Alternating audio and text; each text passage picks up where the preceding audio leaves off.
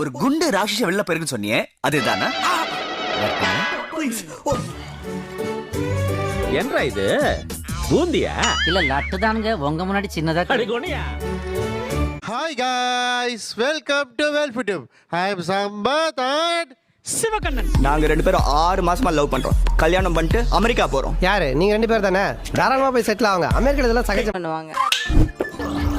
எந்த பொருளா இருந்தாலுமே என்னோட சிக்னேச்சர் வந்து இப்படி சொடக் போடுறது, அப்படியே பிடிக்கிறது. C for catch. ஏண்டா C for cat தானடா?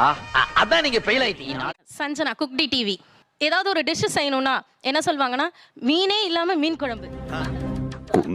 Chicken biryani without chicken. பழக்கம் போல.